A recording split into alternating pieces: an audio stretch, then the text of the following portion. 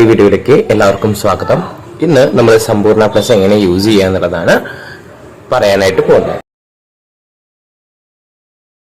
ഗ്രാമിലാണ് ചെയ്യാനായിട്ട് ഉദ്ദേശിക്കുന്നത്. അത് സമ്പൂർണ്ണ പ്ലസ് എന്ന് ടൈപ്പ് ചെയ്ത് കൊടുക്കുക, അടിച്ചു കൊടുക്കുക. അപ്പോൾ ഇങ്ങനെ ഒരു ഇന്റർഫേസ് വരും.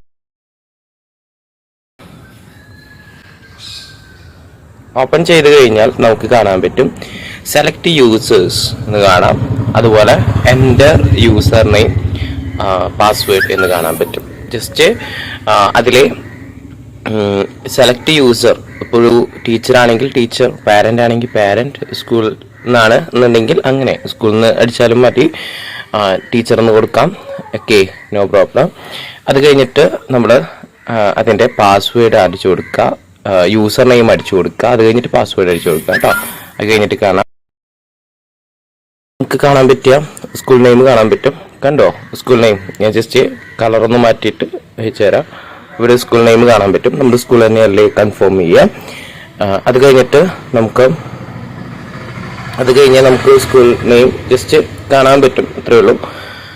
പിന്നെ ഓരോ ക്ലാസ്സുകളുടെയും ക്ലാസ് 1, ക്ലാസ് 2, ക്ലാസ് 3 ഇതുവരെ ക്ലാസ് 10 നിങ്ങളുടെ സ്കൂളിൽ എത്ര പേരെ ഉണ്ടോ അതുവരെ നമുക്ക് കാണാൻ പറ്റും. അപ്പം ഇങ്ങനെ ഒരു ഇന്റർഫേസ് ആയിരിക്കും ഓപ്പൺ ചെയ്തതിന് ശേഷം കാണാനായിട്ട് പറ്റിയിട്ടുണ്ടാവുക. അങ്ങനെയാണെന്ന് വിചാരിക്കുന്നു. കണ്ടുവോ നിങ്ങൾ? Okay, ready. അത് കഴിഞ്ഞാൽ നിങ്ങൾ ജസ്റ്റ് എവിടേക്ക് പോവുക? സെറ്റിങ്സ്ക്ക് പോവുക. കണ്ടോ ഏരോ മാർക്ക് ഞാൻ കാണിച്ചിട്ടുണ്ട്. ജസ്റ്റ് ഒന്നുകൂടി വേണമെങ്കിൽ ജസ്റ്റ് ഒന്നുകൂടി കാണിക്കാം. വേറെ കളർ എടുക്കാം, കണ്ടോ ഇതാ, ഞാനൊരു സർക്കിൾ ചെയ്തിട്ടുണ്ട്. ജസ്റ്റ് അത് ക്ലിക്ക് ചെയ്യുക കേട്ടോ. 3 ലൈൻ പോലെ റോ ആയിട്ട് നമുക്ക് കാണാൻ പറ്റുന്നുണ്ട്, മാക്സിൽ പറയുകയാണെങ്കിൽ അങ്ങനെ. ഓക്കെ, നമുക്ക് ഇവിടെ കാണാൻ പറ്റും മാർക്ക് എൻട്രി എന്ന് പറയുന്ന ഓപ്ഷൻ. അപ്പൊ മാർക്ക് എൻട്രി എന്ന് പറയുന്ന ഓപ്ഷൻ ക്ലിക്ക് ചെയ്യുക കേട്ടോ. ഓപ്ഷൻ ചൂസ് ചെയ്ത് കഴിഞ്ഞു കഴിഞ്ഞാൽ നമുക്ക് വരാൻ പോകുന്ന ഇന്റർഫേസ് ഇതായിരിക്കും. ഇവിടെ നമുക്ക് അക്കാദമിക് ഇയർ എന്ന് കാണാൻ പറ്റും, സെലക്ട് എക്സാം എന്ന് കാണാൻ പറ്റും, അതുപോലെ ക്ലാസ് ഡിവിഷൻ എന്ന് കാണാൻ പറ്റും, ക്ലാസ് ഓർ ഡിവിഷൻ, അതുപോലെ ഓർഡർ ബൈ എന്നും കാണാൻ പറ്റും. അതിൽ അക്കാദമിക് ഇയർ 2024-2025 എന്ന് തന്നെയാണോ എന്നുള്ളത് കൺഫേം ചെയ്യുക. അല്ലെങ്കിൽ അക്കാദമിക് ഇയർ എന്നുള്ള രീതിയിൽ ജസ്റ്റ് സെലക്ട് ചെയ്തെടുക്കുക. ഓക്കെ, അപ്പോൾ സെലക്ട് ആയിട്ടുണ്ട് ഓൾറെഡി. 2024-25 തന്നെയാണ്, പിന്നെ ഒന്നും മാറ്റാനില്ല.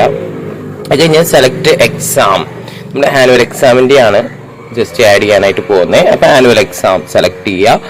അതുപോലെ ക്ലാസ് ഡിവിഷൻ നമ്മൾ സെലക്ട് ചെയ്യുക. ഇപ്പോൾ ഏത് ക്ലാസ് ആണോ വേണ്ടത് അത് സെലക്ട് ചെയ്യുക. അപ്പോൾ ക്ലാസ് 6 ഞാൻ സെലക്ട് ചെയ്തിട്ടുണ്ട്. ഓക്കെ, അത് കഴിഞ്ഞാൽ സബ്ജക്റ്റ് സെലക്ട് ചെയ്യുക. ക്ലാസ് 6 ഏതൊക്കെ സബ്ജക്റ്റുകളുണ്ടോ അതൊക്കെ അവിടെ കാണാൻ പറ്റും. ഞാനിപ്പോൾ ഇതിൽ മാത്സ് സെലക്ട് ചെയ്യുന്നുണ്ട്. അങ്ങനെ ഓരോ സബ്ജക്റ്റുകളും മാറ്റിയിട്ട് നമ്മൾ ചെയ്യണം.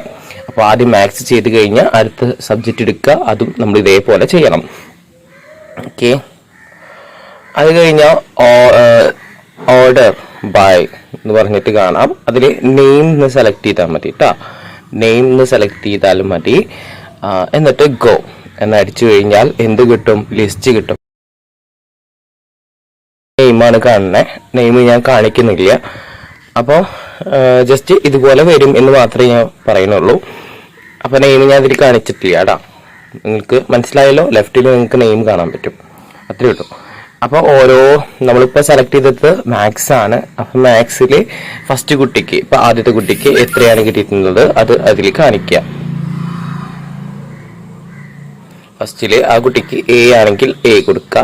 ഇങ്ങനെ എല്ലാതും എന്ത് തന്നെയാണ്, എ ആണെങ്കിൽ എ തന്നെ കൊടുക്കുക. ഇനിയിപ്പോൾ ചിലപ്പോൾ സി മാർക്ക്, ആദ്യത്തെ ടി ആണല്ലോ, ടി എന്ന് പറഞ്ഞാൽ എക്സാം, ആ കുട്ടി ഇന്റേണലി എങ്ങനെയാണ് എഴുതിയത്, എക്സ്റ്റേണലി എങ്ങനെയാണ് എഴുതിയത് എന്ന് എഴുതാം. മീൻസ് പേപ്പറിൽ എന്തൊക്കെ എഴുതി അതിന് കിട്ടിയിട്ടൊരു മാർക്കില്ലേ, അതിൽ എ ആണോ ബി ആണോ എന്നാണ് ഉദ്ദേശിക്കുന്നത്. ഇനി സി മാർക്ക് അറിയാലോ, നമുക്ക് എല്ലാവർക്കും അറിയുന്ന കാര്യമല്ലേ, ടീച്ചേഴ്സ് ആണല്ലോ.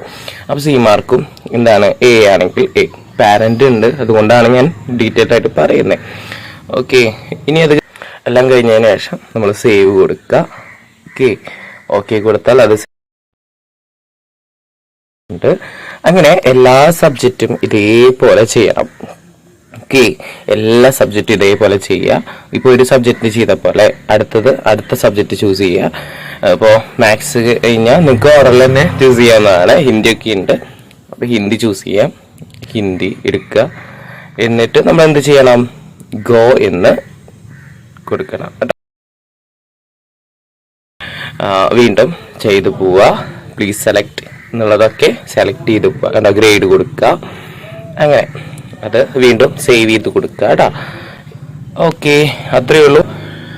അപ്പോൾ നമ്മുടെ വീഡിയോ ഇത്രയേ ഉള്ളൂ. അടുത്തൊരു വീഡിയോ ആയിട്ട് നമുക്ക് കാണാം.